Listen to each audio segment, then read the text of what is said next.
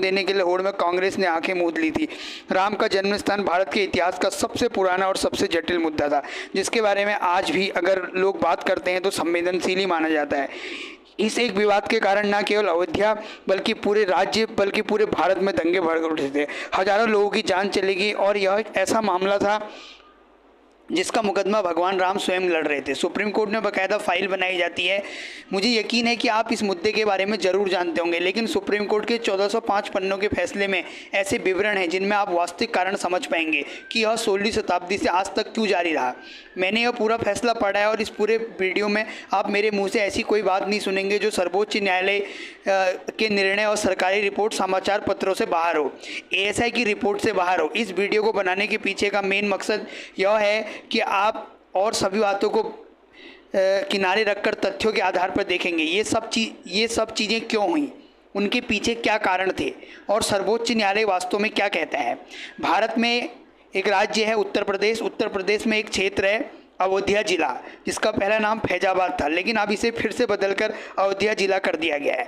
सरयू नदी के किनारे अयोध्या जिले में यह 2.7 एकड़ ज़मीन है। प्लॉट नंबर 583 भी इसे कहा जाता है। भारत के इतिहास का सबसे बड़ा पुराना ज़मीनी विवाद शुरू हुआ। आज की तारीख में यहाँ राम मंदिर का निर्माण हो रहा है। अब खबर में आप राम मंदिर का ये मैप देख रहे होंगे, वह संपूर्ण जो ग्रीन भाग है इसे भी आप देख रहे होंगे। यह 67.7 एकड़ ज़मीन का क्षेत्रफल है, लेकिन विवादित क्षेत्र यह ग्रीन हिस्सा नहीं है।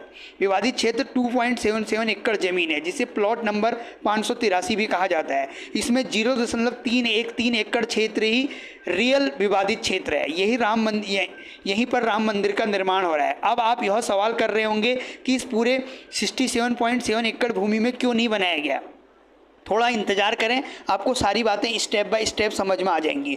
तो यह 500 ईस्वी पूर्व और तब रामायण पौराणिक पुस्तकों का समय था। लोमेश रामायण की लिपियाँ ये सब चीज़ें उस समय आ गई थी। तो उस समय पता चलता है कि जो अयोध्या थी वो कौशल साम्राज्य की राजधानी हुआ करती थी, और भगवान राम के पुत्र महाराजा कुश ने अपने फादर की याद में भगवान राम की जन्मभूमि अयोध्या में पहला राम मंदिर बनवाया था। फिर पीढ़ियों तक उनके जो भी उत्तराधिकारी थे वो इस क्षेत्र पर शासन करते गए, और उनकी पीढ़ी से 44 राजाओं ने इस क्षेत्र पर शासन किया। और अंतिम जो राजा थे वो थे बृहद्बल, जिन्होंने अयोध्या पर शासन किया था। उनके समय में महाभारत शुरू हो चुका था। महाभारत के युद्ध में बृहद्बल के युद्ध में की लड़ाई अभिमन्यु से होती है और उनकी मृत्यु हो जाती है। अयोध्या और राम मंदिर की हालत उस समय फिर खराब हो जाती है और वो खंडर में तब्दील होने लग जाता है। अब इसके बाद आते हैं सन 57 ईस्वी में उज्जैन के राजा महाराजा विक्रमादित्य। वो शिकार के लिए अयोध्या पहुंचते हैं और संतों से मिलते हैं, तो उनको इसके बारे में इनका हिस्ट्री पता चलती है, तो वो काफ़ी इस चीज़ से काफ़ी प्रभावित होते हैं। इसके बाद उन्होंने राम मंदिर अयोध्या शहर का पुनर्निर्माण किया। उनके समय कुछ राम मंदिर कुछ ऐसा दिखता था, और पूरे अयोध्या का बुनियादी ढांचा भारी रूप से विकसित किया गया, और इसके बारे में सुप्रीम कोर्ट का फैसला आता है। पेज नंबर 673 पर भी इसका जिक्र है। अब यहाँ तक सब कुछ सही चल रहा था। फिर आता है साल 1526 में पानीपत की लड़ाई होती है, और जो बाबर है वो इब्राहिम लोदी को हरा देता है। इसके बाद आता है 20 अप्रैल 1526 को, जब बाबर की एंट्री भारत में होती है। अब यहाँ से चीज़ें सब कुछ बदल जाती हैं, क्योंकि जब भी कोई इस तरीके का वो रहता है, वो जीतता है, तो फिर वो उस जगह पे वो अपने सब चीज़ों को अपने कंट्रोल में लेना चाहता है, और वो जितने भी जो भी धार्मिक वहाँ पर वो चीज़ें होती हैं उनको वहाँ पर बदलने, संरचनाओं को बदलने का काम करता है। तो उनकी अपनी धार्मिक आस्था होती है, जिसका राज्य को मतलब वो अपना एक स्वामित्व दिखाने की कोशिश करते हैं। मुग़लों के दौरान के शिलालेखों में ये सारी चीज़ें लिखी रहती हैं। एक बुक थी मोहम्मद कासिम द्वारा लिखित तारीख़ अवध, और अब्द अल कादिर द्वारा लिखित अखबार मसूद, वो इसका उल्लेख करते हैं। 2 साल बाद यानी 1528 में बाबर ने भारत पर विजय प्राप्त करने का अपने सेनापति मीर बाकी को बुलाया। तो एक जगह थी अयोध्या में कोट रामचंद्र, जो कि अयोध्या का एक गांव है, और यहाँ पर एक ज़मीन थी जिसमें 2.7 एकड़ की ज़मीन थी। तो जो बाबर होता है वो अपने सेनापति मीर बाकी को कहता है कि वहाँ पर एक मस्जिद बनाने के लिए वहाँ पर कहता है। वहाँ पहले से राम मंदिर था, जिसके निर्माण के लिए तोड़ दिया गया, इसके लिए थोड़ा सा इंतज़ार करेंगे, हम इस पर चर्चा आगे करेंगे। तो मस्जिद का निर्माण किया गया और मस्जिद का नाम रखा गया बाबरी मस्जिद। बाबरी मस्जिद का निर्माण फैजाबाद ज़िले के कोट रामचंद्र जो गांव था उसमें किया गया, जो कि अवधिया ज़िला है, और इसकी सदर तहसील परगना हवेली अवध में है। उस समय के जो भी चित्रकार थे उन्होंने इसकी एक पेंटिंग बनाई, तो नदी से देखने में, जो सरयू नदी थी वहाँ से देखने में कुछ ऐसा दिखता था। ये जो मस्जिद का स्थान था ये बहुत महत्वपूर्ण था, ये सब चीज़ों का कारण हुआ। तो चलिए मैं आपको यह स्थान एक मैप की सहायता से दिखाना चाहता हूँ कि मैप का प्रयोग न्यायालय में भी किया जाता है। इस मैप में XYZ अंकित हैं कि मस्जिद का निर्माण यहीं हुआ है, इसमें कैसे सीता रसोई है, राम चबूतरा है, ये सब कुछ यहाँ पर दिखाया गया है। अब हम बात करेंगे, इस बाबरी मस्जिद का निर्माण हुआ था, उस समय गांव के आसपास लोग भी थे, तो उनकी जो आवाज़ थी उनमें गुस्सा भी था, उनकी आवाज़ दबी की दबी रहेगी। यह राम की जन्मभूमि है, लेकिन उस समय कुछ भी नहीं हुआ। अब मुगल पीढ़ी, जो मुगल हैं वो पीढ़ी दर पीढ़ी आगे भारत में शासन कर रहे थे।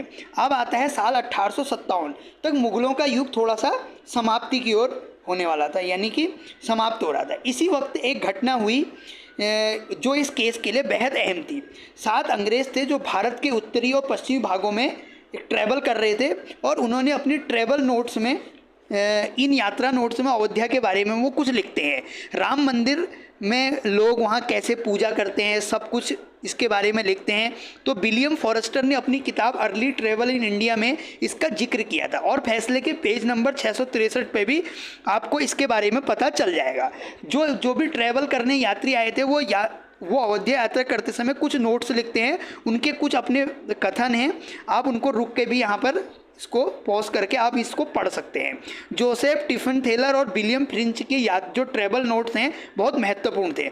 बहुत सी बातें लिखी गई कि पहले वहाँ राम मंदिर था, कैसे वहाँ लोगों को पूजा करते हुए देखा गया, इसमें इन सभी बातों का जिक्र है। जोसेफ ने उस खास समय का मैप बनाया, और ये सारी बातें मैं इसलिए बता रहा हूँ कि यह सुप्रीम कोर्ट के फैसले में बहुत महत्वपूर्ण भूमिका इन ट्रैवल नोट्स ने निभाई। राम मंदिर के अस्तित्व के जो रिटर्न प्रमाण है के रूप में काम भी किया इन्होंने। अब मुगल भारत में कमज़ोर पड़ रहे थे, और साथ ही सवाई जयसिंह राम मंदिर को लेके काफ़ी चिंतित थे, और वो मंदिर से उनका काफ़ी गहरा लगाव था। अब जब मुगल कमज़ोर हो गए तो अब अंग्रेज़ों का युग शुरू हो रहा था। उस समय सवाई मानसिंह मस्जिद के ठीक बगल में एक ज़मीन खरीद लेते हैं, और वहाँ पर एक राम चबूतरे को बना देते हैं। चूँकि हिंदू अंदर नहीं जा सकते थे, कम से कम वो बाहर से ही प्रार्थना कर सकते थे, इसलिए हिंदू इस राम चबूतरे में प्रार्थना करते थे, मतलब पूजा करते थे मस्जिद का जो सेंट्रल गुम्बद की ओर मुख करके। तो ये मूल जो आपका मैप है, इसमें XYZ जो मैंने चिन्हित जो एरिया है इसमें मस्जिद भी थी, और एक तरफ राम चबूतरा था। सीता रसोई, हनुमान दार, इसके पुराने इलाके में हिंदू पूजा करते थे। अब आप यह सोच रहे होंगे कि जो ये NHOPJKL लाइन है ये क्या है। ये एक ऐसा इवेंट था, एक घटना घटी थी जिसके कारण मजबूरी में अंग्रेज ने इसे बनाया था। अभी वो घटना आगे आएगी। तो क्या होता है, चबूतरा बनाने के बाद, जो राम चबूतरा है उसको बनाने का एक ही जगह, एक तरफ नमाज का इलाका था और दूसरी तरफ भगवान राम की पूजा की जा रही थी। अब इसके बाद मुगलों का युग खत्म हो गया और ब्रिटिश जो हैं वो भारत में घुस चुके थे। इसलिए जब ब्रिटिश भारत आए तो उनके समूह ने राम मंदिर के संबंध में अपना मुद्दा बताया। तो उनका कहना तो उन्होंने कहना शुरू कर दिया कि इस मस्जिद ने राम मंदिर की जगह ले ली है जो पहले और अंग्रेजों के समय में अस्तित्व में थी। स्थानीय लोगों द्वारा परेशान किया जा रहा था। तो वर्ष 1838 में ब्रिटिश उनके प्रशासक रॉबर्ट मॉन्टगोमरी मॉर्टिन को नियुक्ति कर दिया जाता है। उनसे कहा गया कि इस क्षेत्र का एक सर्वे करें और हमें बताएं कि यहाँ पहले क्या मौजूद था। तो इस संबंध एक जो हैं वो पूरा सर्वे करने के बाद एक रिपोर्ट प्रस्तुत करते हैं और मॉर्टिन अपना सर्वे पूरा करता है और 3 भागों में इसकी रिपोर्ट बनाते हैं। इसमें मॉर्टिन ने कहा कि जिस विवादित ज़मीन को लेके हिंदू और मुस्लिम आपस में लड़ रहे हैं, जिस स्थान पर वर्तमान में मस्जिद बनी हुई है वहाँ पहले एक मंदिर था। और उन्होंने कहा कि वहाँ मंदिर था, लेकिन जो मस्जिद बनाई गई है क्या वो मंदिर को तोड़ के बनाई गई है, ऐसा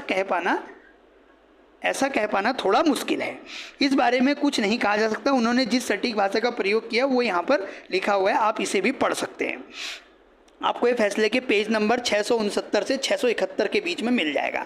अब रिपोर्ट सुनने के बाद उनकी आवाज़ और भी बुलंद होगी। उन्होंने कहा कि ये रामलला का जन्म स्थान है और उसी पे ये बाबरी मस्जिद बनी है, तो ये चीज़ें चलती रहती हैं। फिर आता है साल 1853। राम जन्म स्थान से कुछ गज की दूरी पर हनुमानगढ़ी स्थित है, जिसकी देखभाल बैरागी संत करते थे जो निर्मोही अखाड़े के थे। और कुछ समय बाद मोर्टिन ने अशांति, जहाँ पर थोड़ा सा डिस्टरबेंस था, उस क्षेत्र की भी रिपोर्ट की। हनुमानगढ़ी के संतों का कहना था कि ये मस्जिद राम मंदिर को तोड़ के बनाई गई है और इस मस्जिद क्षेत्र पर कब्जा करने जाते हैं, जिसके कारण दंगे होते हैं और यह पहला दर्ज किया गया मतलब केस था। इससे हिंदू और मुस्लिमों के बीच और टेंशन बढ़ जाती है और आने वाले 2 साल तक हिंदू और मुस्लिम के बीच इस तरीके के दंगे होते रहते हैं। अब 2 साल के बाद साल आता है 1855। एक सुन्नी मौलवी गुलाम हुसैन का कहना है कि हनुमानगढ़ी है, पहले यहाँ एक मस्जिद थी और मस्जिद को तोड़कर यह मंदिर बनाया गया है। उसने लगभग 500 मुस्लिम अनुयायियों को इकट्ठा किया और हनुमानगढ़ी पर हमला कर दिया।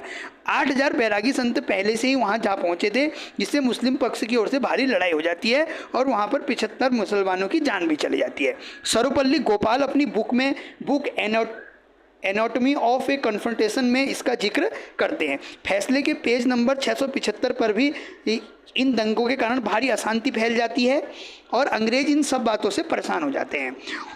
अब उन्होंने इस विवादित ज़मीन को हिंदू और मुस्लिमों के बीच बांट दिया। अब अंग्रेज़ों को लगा कि इससे सब चीज़ें कंट्रोल में आ जाएंगी, लेकिन ऐसा नहीं होता है। साल 1857 में अंग्रेज़ों ने विवादित ज़मीन पर 6 से 7 फीट ऊंची दीवार देके ग्रिल और ईंटों की एक दीवार बना दी। अब जो NHOPJKL लाइन है वो आप मैप में देख सकते हैं, यह दीवार अंग्रेज़ों द्वारा बनाई गई थी। अब इसके बाद बाहरी हिस्से में हिंदुओं ने पूजा करना शुरू कर दिया और भीतरी हिस्से में मुसलमानों ने नमाज पढ़ना शुरू कर दिया। अब इस बंटवारे से कोई भी खुश नहीं था, ना हिंदू ना मुस्लिम की, लेकिन उस समय के लोगों को अंग्रेज़ों की बात माननी पड़ती थी क्योंकि अंग्रेज़ों का शासन था। अब इसके बाद आती है तारीख 28 नवंबर 1858। इसी दिन पंजाब के महंत निहंग सिंह फ़कीर अपने साथ 25 निहंग सिखों को लेके विवादित ज़मीन की ओर आ जाते हैं, जो कि राम का जन्म स्थान है। वहाँ पहुँचे सीधे मस्जिद में प्रवेश करने लग जाते हैं और वहाँ पर हवन और पूजा करना शुरू कर देते हैं। जब वे पूजा और हवन कर रहे होते हैं तब तो 25 निहंग सिख मस्जिद को चारों तरफ से घेर लेते हैं और मस्जिद के अंदर कोयले से राम लिख देते हैं और गुरु नानक जी की भी वहाँ पर पूजा करने लगते हैं। राम चबूतरे की ऊंचाई बढ़ा देते हैं और भगवान राम की वहाँ पर तस्वीर भी लगा देते हैं और पूजा हवन करने लग जाते हैं, जिससे कि मस्जिद के मुआजिन सैयद मोहम्मद खातिब इलाके के थानेदार शीतल दुबे से एक रिटन कंप्लेंट वहाँ पर कर देते हैं कि ये ये सब क्या हो रहा है। इस शिकायत की एक मूल प्रति है, ये एप्लीकेशन एग्जैक्ट ऐसी लिखी गई थी, या आप यहाँ पर ये भी पढ़ सकते हैं। इसके बाद वहाँ पर अथॉरिटी पहुँचती है और निहंग सिंह को इससे बाहर निकाल देती है। इससे बचाने की कोशिश करें लेकिन संघर्ष रुकने का नाम नहीं लेता। उसी समय जब अजान हुई तो शंख भी बजाया गया, जिसके चलते दिन ब दिन टेंशन बढ़ती जा रही थी और एक के बाद एक दोनों तरफ से शिकायतें दर्ज होती रह रही थी। इसके बाद आता है साल 1877। यहाँ हिंदू कहते हैं कि बाहरी हिस्सा हमारा है, हम चाहते हैं कि इसके दरवाजे जो हैं सिंह दरवाजे को खोल दिया जाए और प्रवेश में एक तरफ से प्रवेश में दिक्कत होती है, दोनों तरफ से इसमें प्रवेश करने दिया जाए। तो प्राधिकरण इससे सहमत हो जाता है और इस विवादित जो भूमि है इसकी कुछ चीज़ें निकल के आती है। अब 6 साल तक तो हालात कंट्रोल में थे, लेकिन इसके बाद साल आता है 1883। अब राम चबूतरे के जो पुजारी थे महंत रघुवर दास, वो परमिशन मांगते हैं कि मैं इस राम चबूतरे का महंत हूँ और काफ़ी लंबे समय से यहाँ पर पूजा कर रहा हूँ, तो मुझे 17 बाई 21 फीट का एक मंदिर बनाना चाहता हूँ। लेकिन 19 जनवरी 1885 को जो वहाँ के डिप्टी कमिश्नर हैं इस पर रोक लगा देते हैं। उन्हें लगता है कि इससे दंगे और भड़क सकते हैं, इसलिए इसकी इजाज़त नहीं मिलती है। लेकिन महंत ने कहा कि बाहरी हिस्सा हमारा है, आपने हमें दे दिया है, तो इसमें हम कंस्ट्रक्शन करने में क्या दिक्कत है। अब इससे लोगों में गुस्सा आ जाता है और 5 दिन बाद 27 जनवरी 1885 को महंत रघुवर दास राम चबूतरे के पुजारी थे, अदालत में एक केस दायर कर देते हैं। लेकिन 18 मार्च 1886 को जो डिस्ट्रिक्ट जज होते हैं इस अपील को खारिज कर देते हैं। उनका कहना है कि जो स्थिति है उसे इसी तरीके से रहना दिया जाए, नहीं तो परेशानी और बढ़ जाएगी। इसके बाद 1 नवंबर 1886 को उन्होंने फिर से एक अपील दायर कर दी।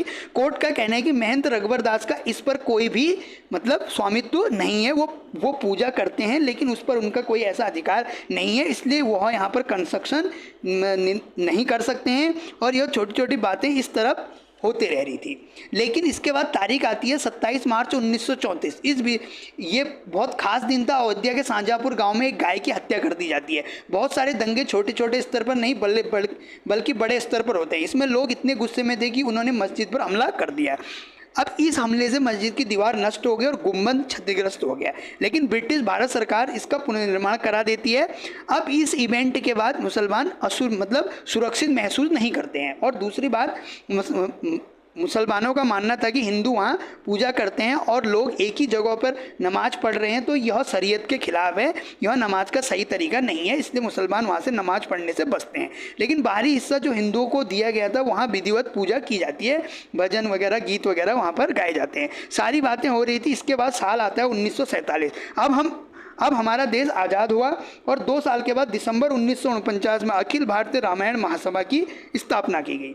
बाहरी भाग हिंदू क्षेत्र वहाँ पर 9 दिवसीय रामचरितमानस का पाठ भी किया गया।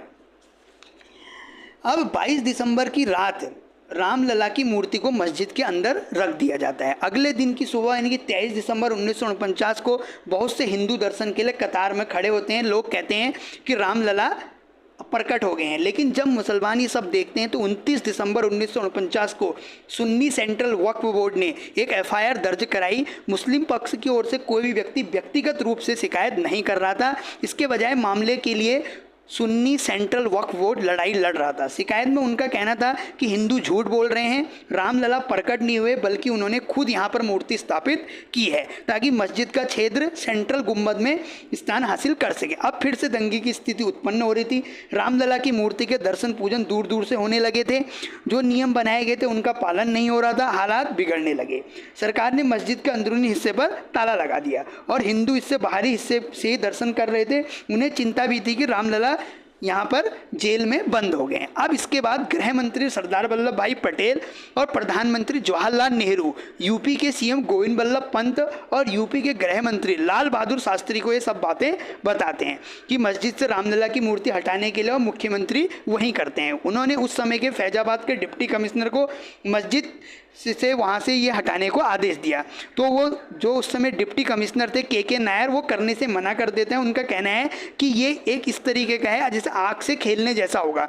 हर जगह भीड़ है, कोई भी ऐसी गलती नहीं करना चाहेगा। वो मूर्ति निकालेगा तो लोग उसे कहेंगे कि ये गलत कर दिया और उस पर हमले वगैरह भी हो सकते हैं, ऐसा उन्होंने कहा।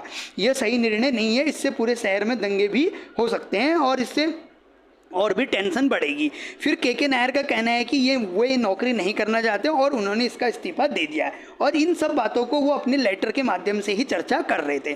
कई चर्चाओं के बाद सरकार ने स्थिति को महसूस किया कि निर्णय लिया कि मूर्ति को बाहर नहीं ले जाएंगे। लेकिन दोनों पक्ष नाराज न हो, इसके लिए 5 जनवरी 1950 को मजिस्ट्रेट को आदेश दिए कि वो इस क्षेत्र को एक आम लोगों के लिए लॉक कर दें और सभी हिस्सों बाहर अंदर सभी हिस्सों को बंद कर देना चाहिए। इसमें केवल एक ही काम किया गया, बाहरी हिस्से को राम चबूतरे में केवल पुजारियों को रामलला की पूजा करने की अनुमति दी गई और जो भी इस तरीके से आम लोग हैं वो दूर से ही दर्शन कर सकते हैं। इसके बाद ये फैसला हो कि अंदर का हिस्सा किसका है, बाहरी हिस्सा किसका है, इसमें गलती किसकी है, इसमें स्वामित्व किसका है, ये सारी चीज़ें कोर्ट के जरिए तय होंगी। जब तक कोर्ट का फैसला नहीं आया था सब कुछ इसी तरीके से चलता रहेगा।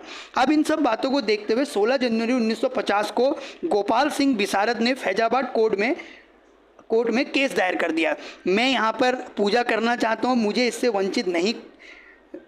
वंचित कर दिया गया है और वह भी उस हिस्से में जो पहले से ही हमारा है। इसके साथ ही 1959 में निर्मोही अखाड़े ने एक अलग केस दायर किया। इन सब बातों को देखते हुए कोर्ट इसे गंभीरता से लेने लगा और आदेश दिया कि इस पूरे विवादित क्षेत्र का एक आधिकारिक मैप तैयार किया जाए और यह आदेश 1 अप्रैल 1950 को जारी किया गया था। अब 25 जून 1950 को जो लोकल कमिश्नर हैं वो इस पूरे क्षेत्र का 2 साइटों की एक रिपोर्ट प्रस्तुत करते हैं और एक मैप बनाते हैं। यह नक्शा है कि इसमें जो भी इमारत है उसके सहित तय हो गया कि ये फैसला कोर्ट से होगा। तो एक के बाद एक मामले सामने आने लगे थे। दायर किए गए हिंदुओं का कहना है कि हमें अंदर रामलला की पूजा करने की अनुमति दी जानी चाहिए। मुस्लिमों का कहना है कि वो इस मूर्ति को मस्जिद से बाहर निकाला जाना चाहिए। कोर्ट में मस्जिद के हिस्से को विवादित ढांचे के रूप में प्रदर्शित किया गया और बाकी जमीन को विवादित क्षेत्र करार कर दिया गया। मुस्लिम पक्ष से सुन्नी वक्फ बोर्ड केस लड़ रहा था। उन्होंने कहा कि वह मस्जिद बाबर ने बनवाई थी, बाबर सुन्नी था, उसके अनुसार जमीन सुन्नी सेंट्रल वक्फ बोर्ड को दे दी जानी चाहिए। जितने लोग केस कर रहे थे सब केस इकट्ठे हो गए और एक साथ उच्च न्यायालय में स्थानांतरित कर दिए गए। लेकिन इस प्रक्रिया में बहुत देर हो रही थी क्योंकि निर्णय पूरे देश में सौहार्द बिगाड़ रहा था। अब बीएचपी, आरएसएस जैसे हिंदू संगठन इन सब चीज़ों से खुश नहीं थे। उन्हें लगा कि इस तरह से तो उन्हें ज़मीन कभी नहीं मिल पाएगी, इसलिए उन्होंने अलग अलग टीमें बनाई और काम करना शुरू कर दिया। अब बीच में वर्ष आता है 1980, जब जनता पार्टी का विघटन एक नई पार्टी के रूप में होता है जिसका नाम था बीजेपी। अब इसके बाद अप्रैल 1984 में बीएचपी ने एक अभियान शुरू किया। पूरे भारत से राम मंदिर निर्माण का मुद्दा उठ रहा था। बहुत लोग इससे मतलब बीएचपी ने भारत के विभिन्न हिस्सों में रथ यात्रा की योजना बनाई ताकि उन्हें पूरे देश का समर्थन हासिल हो सके।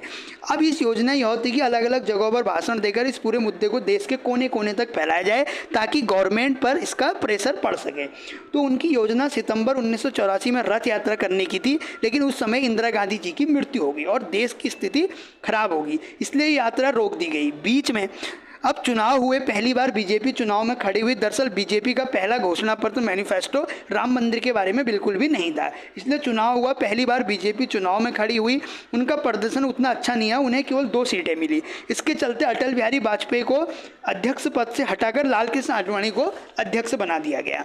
अब इसके बाद साल आता है 1985। बीएचपी ने 25 जगहों पर रथ यात्रा शुरू की और उन्हें लोगों का भारी समर्थन मिला, जिससे हर कोई हैरान रह गया। यही वो समय था जब लाल कृष्ण आडवाणी ने बीजेपी को राम मंदिर के मुद्दे से जोड़ दिया। तो अब राम मंदिर बनने के लिए आरएसएस, बीजेपी, बीएचपी एक साथ आने लगे थे। लोगों का भारी समर्थन भी मिल रहा था। उसी वर्ष 1985 में सहबानो मामले में सुप्रीम कोर्ट का एक फैसला आने पर कांग्रेस फंस जाती है और उस फैसले से कई मुस्लिम समूह गुस्से में थे। यह गुस्सा इतना बड़ा था कि प्रधानमंत्री राजीव गांधी से नियंत्रित कंट्रोल नहीं कर पा रहे थे और उन्होंने जो किया वो उन्होंने एक नया कानून बनाया और सहबानो मामले में सुप्रीम कोर्ट के फैसले को पलट दिया। जैसे ही वह राजीव गांधी पर आरोप लगने लगे कि वो मुस्लिम तुष्टीकरण की राजनीति कर रहे हैं, 25 जनवरी 1986 को पूरे हिंदू क्षेत्र बीएचपी और भाजपा के बारे में अधिक बातें कर रहा था। तो 25 जनवरी 1986 को वकील उमेश चंद पांडे ने एक अपील की कि हिंदुओं पर रामलला की पूजा करने पर प्रतिबंध को हटा दिया जाए। तो इससे लोगों में बहुत तनाव था, सरकार दबाव में आ जाती है और इन सब बातों के बीच में जो हो रहा था वो उच्च न्यायालय के न्यायाधीश ने आदेश दिया हिंदुओं के दर्शन के लिए रामलला के द्वार खोले जाएंगे। अब ये फैसला बहुत सामान्य है, लेकिन इस फैसले से भी काफ़ी थोड़ा सा उथल पुथल मच चुकी थी क्योंकि जिस तरीके से इसे थोपा गया उस पर राजीव गांधी पर सवाल उठ रहे थे। आने वाले चुनाव में हिंदू वोट बैंक को फिर से अपने पक्ष में करने के लिए यह कदम उठाए, क्योंकि जैसे ही हाईकोर्ट ने यह आदेश जारी हुआ 40 मिनट के अंदर ही ताला खोल दिया गया और जो ताला खोला गया इसकी पूरी प्रक्रिया लाइव टेलीकास्ट जिससे दिखाया गया। दरअसल सरकार ने कोर्ट को भरोसा दिलाया था कि अगर ताला खोला गया तो लॉ एंड ऑर्डर की कोई समस्या नहीं होगी, लेकिन जब इसमें ताला लगा दिया गया तो उन्होंने कहा कि इसमें कानून व्यवस्था की समस्या होगी, लेकिन इसे लॉक करना महत्वपूर्ण है। लेकिन जब ये वाला टाइम आया तो चीज़ें बदल गई। इससे पूरे मामले में जो जल्दबाजी थी उनकी मंशा पर संदेह पैदा हो गया क्योंकि वह सामान्य अदालती प्रक्रिया से नहीं हो रहा था। राजीव गांधी उन पर आरोप लगा गया कि उन्होंने सहबानो मामले के डैमेज कंट्रोल हिंदू तुष्टीकरण के लिए ऐसा किया गया है। तो इससे राजीव गांधी दो तरफा फंस गए। ताला खोला गया, हिंदू समूह में बड़ी राम मंदिर निर्माण की चाहत और इन सभी चीज़ों को देखते हुए मुसलमान ने बाबरी मस्जिद एक्शन कमेटी बनाई जिसका काम इस मुद्दे से निपटना था और आगे बढ़े क्योंकि ये मसला सियासी फरिश्ता ना बने। बाबरी मस्जिद एक्शन कमेटी ने कोर्ट में पेश किया गया। मुसलमानों की तरफ से सुन्नी वक्फ बोर्ड एकमात्र पार्टी थी, दूसरी ओर जो विपक्ष वाली पार्टी थी उसमें निर्मोही अखाड़ा, राम चबूतरा पुजारी करने वाले पुजारी और तीसरा पक्ष रामलला स्वयं लड़ रहे थे। दरअसल भारत में एक कानून है, अगर मंदिर को लेके कोई मामला है तो देवता भी केस लड़ सकते हैं। उसके अधिकार, उसके सभी दस्तावेज, उनके जो भी उपासक, जो भी भक्त होता है वो प्रस्तुत कर सकते हैं। तो वर्ष 1989 में देवकीनंदन अग्रवाल जो कि पूर्व जज थे और विश्व हिंदू परिषद के नेता भी थे, वो रामलला की ओर से दस्तावेज प्रस्तुत करते हैं और उनकी मृत्यु के बाद त्रिलोकीनाथ पांडे इस केस को लड़ते हैं। इसलिए मुकदमे तो बहुत दायर हुए, लेकिन मुख्य पक्षकार में संख्या मध्य से सुन्नी वक्फ बोर्ड, निर्मोही अखाड़ा और रामलला जो कि स्वयं थे। कोर्ट में रामलला विराजमान लिखा गया। अब ताला खुलने के बाद फरवरी 1989 में कुंभ मेले का आयोजन किया गया और उसमें यह घोषणा की गई कि इट्स इनफ, अब 9 महीने बाद 9 नवंबर 1989 को नींव रखी जाएगी, विवादित क्षेत्र पर शिलान्यास किया जाएगा। एक तरफ से यह सब चल रहा था जिसका अर्थ है कि यहाँ एक निर्माण शुरू होने वाला है, इसलिए बीएचपी द्वारा इसका प्रचार प्रसार गांव-गांव में किया गया। लोग शिला पूजन के लिए लोगों को ईंटों पर राम लिखने को कहा गया, इसे अयोध्या लाने को कहा गया। इन ईंटों का उपयोग मंदिर बनाने के लिए तो 3.5 लाख लोग से अधिक के निर्माण के लिए किया जाएगा। शिलाओं को एकत्र कर अयोध्या लाया गया, लेकिन जिस कार्यक्रम की उन्होंने योजना बनाई थी वो नींव कोई दिक्कत ना हो, इसके लिए 17 अक्टूबर 1989 को बीएचपी नेताओं ने गृह मंत्री बूटा सिंह से एक आश्वासन किया। उन्होंने आश्वासन दिया कि कोई दिक्कत नहीं होगी, केंद्र सरकार इसमें कोई हस्तक्षेप नहीं करेगी, इस आयोजन पर कोई प्रतिबंध नहीं लगाती है। दंगा होने की संभावना थी क्योंकि बहुत सारे लोग इकट्ठा हो रहे थे और अगर मुस्लिम भी आ गए तो झगड़े की संभावना बढ़ जाएगी। लेकिन 9 नवंबर 1989 को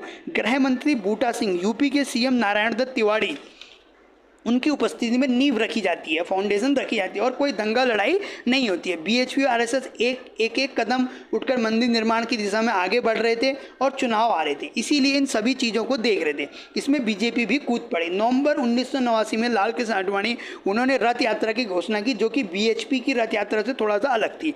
यह रथ यात्रा सितंबर 1990 में गुजरात के सोमनाथ मंदिर से शुरू हुई और इस पूरी रथ यात्रा की व्यवस्था पूरी तरीके से नरेंद्र मोदी जी कर रहे थे, इसलिए उनकी इसकी सराहना भी की गई।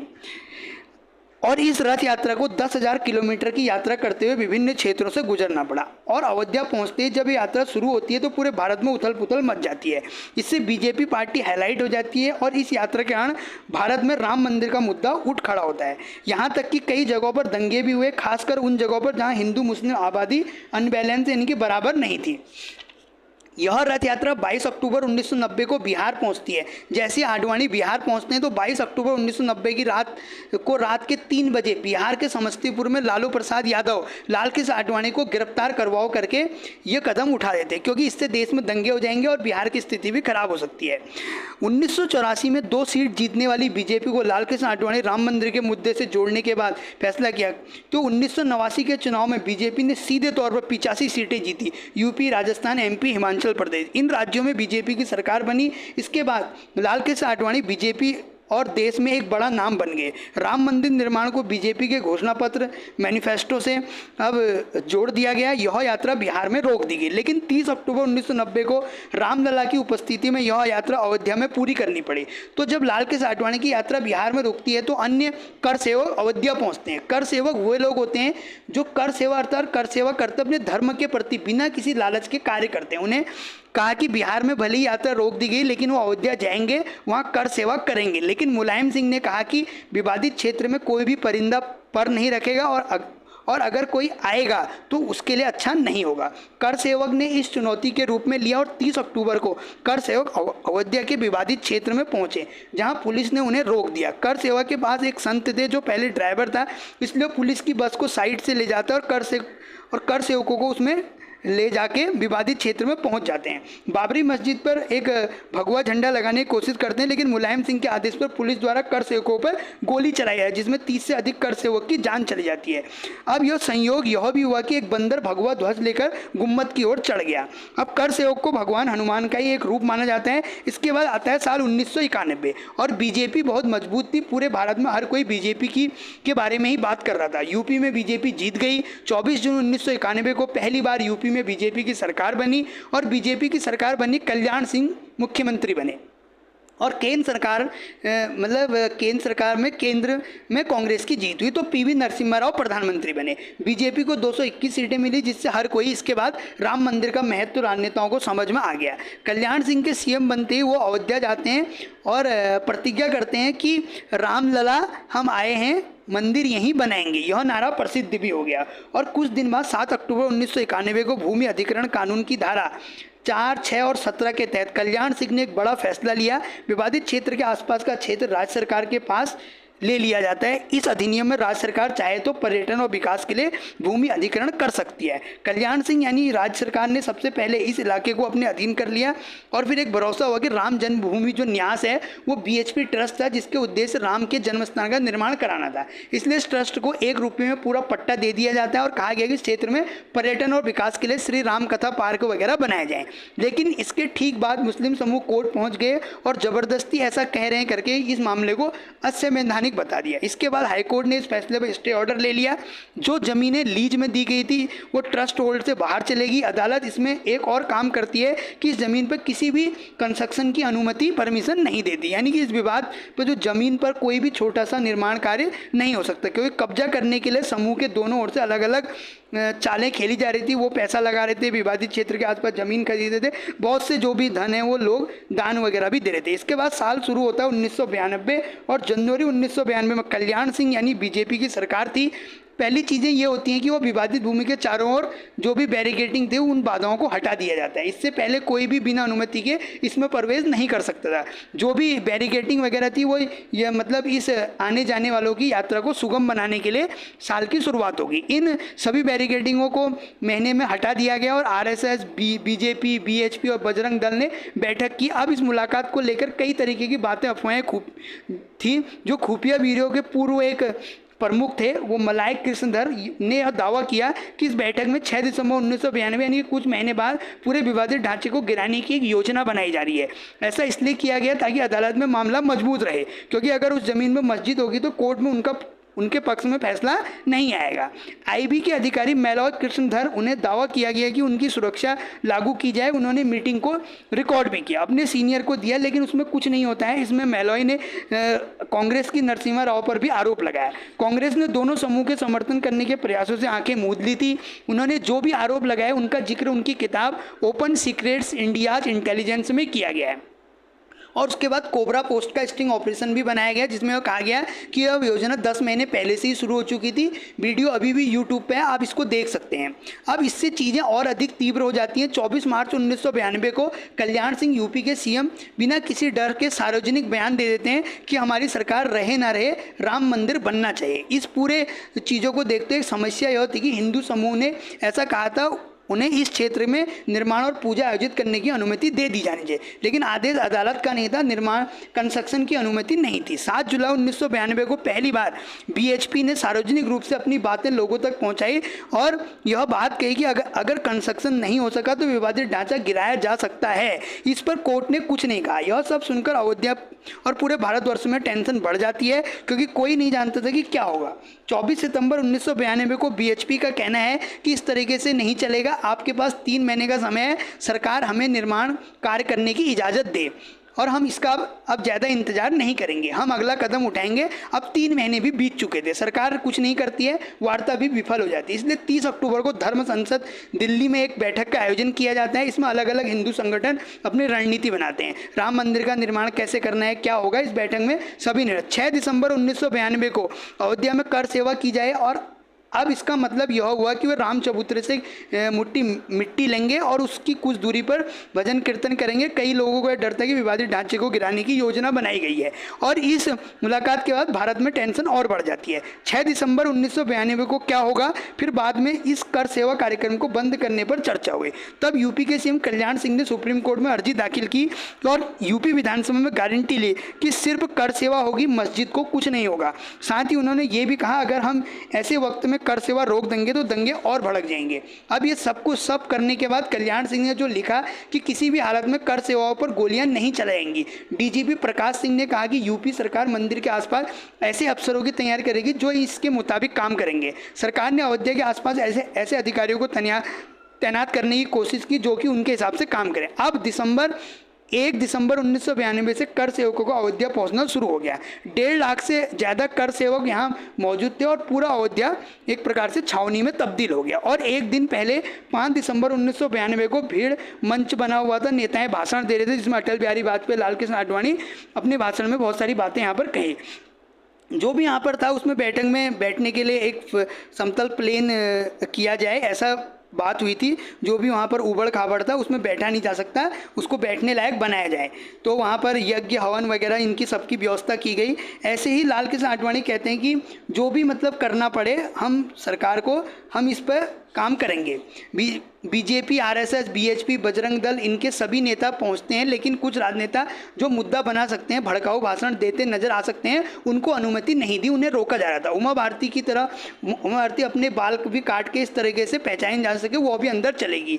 उनकी योजना सफल होगी क्योंकि सिक्योरिटी को वास्तव में वह नहीं मिला। वो पंडाल में पहुंच गए और तारीख आती है 6 दिसंबर 1992। एक तरफ बने पंडाल और मंच पर नेताओं का भाषण चल रहा था, कार सेवक भी भक्ति गीत गा रहे थे, लेकिन जैसे ही 11:30 बजते हैं सभी कर सेवक संदिग्ध इलाके की ओर जाने लगते हैं। फिर टाइम आता है 1:55। पता चला कि जो भी विवादित क्षेत्र है उसका एक हिस्सा नीचे गिरा हुआ है। फिर आती है टाइम 3:30 बजे तक दूसरा हिस्सा नीचे गिरा दिया जाता है। फिर आती है शाम 4:49, जब भी जो भी मतलब एक लकड़ी का खंभा टाइप का बनाया जाता है और उसको जो विवादित जगह है उसको गिरा दिया जाता है और गर्भगृह पर राम लला, लक्ष्मण जी और हनुमान जी की मूर्ति स्थापित कर दी जाती है। मंदिर को एक तंबू यानी कि टेंट के रूप में बनाया जाता है और कुछ देर बाद शाम करीब 6 बजे यूपी में राष्ट्रपति शासन लगा दिया जाता है। 6:15 पर यूपी के सीएम जिन्होंने गारंटी ली थी कि कुछ ऐसा नहीं होगा, उन्होंने इस्तीफा दे दिया। स्थानीय पुलिस एक एफआईआर दर्ज करती है और दो एफआईआर होती हैं, एक नेता के खिलाफ और एक इसी पूरी आपराधिक जो गतिविधियां थी उनके खिलाफ। अब ये जब इवेंट हो जाता है तो लेकिन इस घटना के बाद सिर्फ अयोध्या ही नहीं पूरे देश में दंगों का सामना करना पड़ता है। मुंबई, अहमदाबाद, गुजरात, दिल्ली, यूपी, बिहार और सभी राज्यों में भारत में दंगे होते हैं। 2000 से ज़्यादा लोगों की जान चली जाती है और खरबों अरबों पैसा बर्बाद हो जाता है। यह खबर पूरे भारत के बाहर फैल जाती है। पाकिस्तान अपने वहाँ 30 हिंदू मंदिरों को तोड़ देता है। बांग्लादेश में 11 हिंदू मंदिर तोड़े जाते हैं और जो गल्फ कंट्री हैं वो भी इसका विरोध करने लगे और इस मुद्दे को यूएन तक यानी कि संयुक्त राष्ट्र में ले जाने की बात करने लगे। अब इस घटना के बाद राम जन्मभूमि के स्वामित्व को लेकर मामला गर्मा गया। आपराधिक गतिविधियों का भी एक मामला जुड़ गया। अब कुल मिला के 2 केस हो गए। अब ये सब हुआ, इतना कुछ बर्बाद हुआ, इसके पीछे क्या साजिश थी, कौन शामिल था, इसके लिए जांच का आदेश दिया गया और एक कमेटी बनाएगी जिसका नाम था लिवराहन अयोध्या आयोग। यह आयोग अपनी जांच करता है और अपनी रिपोर्ट प्रस्तुत करता है। पूरी जांच के बाद रिपोर्ट में बताया गया है कि पूरी मतलब जो ये योजना थी ये मतलब एक सुनियोजित ढंग से मतलब कही गई थी, बल्कि इस योजनाबद्ध तरीके से अंजाम दिया गया। उसमें कई बीजेपी नेताओं के नाम थे, कई कर सेवकों के नाम भी थे, लेकिन 2020 तक इस पर विशेष सीबीआई अदालत ने कहा कि वह पूर्व नियोजित नहीं था और नेताओं को रिहा कर दिया जाता है। अब इस घटना के बाद आरएसएस, बीएचपी पर प्रतिबंध लगा दिया जाता है। यहाँ तक कि जिन राज्यों में उन्होंने अपनी सरकार बनाई थी वहाँ से भी उनकी सरकारें रद्द हो जाती हैं और फिर बाद में ये बैन हटा दिया जाता है। 6 दिसंबर 1992 को जो कुछ हुआ उससे पूरे भारत में अशांति फैल जाती है।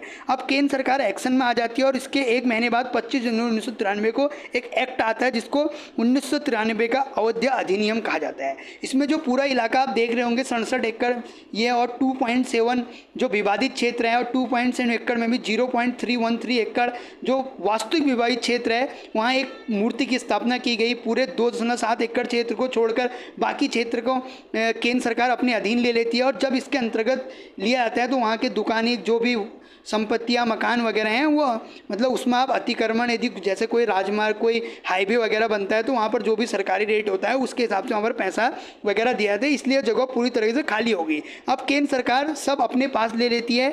ऐसा इसलिए किया क्योंकि बीएचपी और वक्फ बोर्ड इस क्षेत्र में राजनीति करने लगे थे। अब इस विवादित क्षेत्र के आसपास की ज़मीन खरीद कर अपने नाम कर रहे थे और लोग इसे दान और मदद के रूप में ले रहे थे। इसके बाद इस पूरे हरित क्षेत्र यानी कि जो ग्रीन जो एरिया था उसको सरकार अपने कब्जे में ले लेती है, लेकिन 2.77 जो विवादित क्षेत्र है अभी भी कोर्ट के फैसला का इंतजार करता है।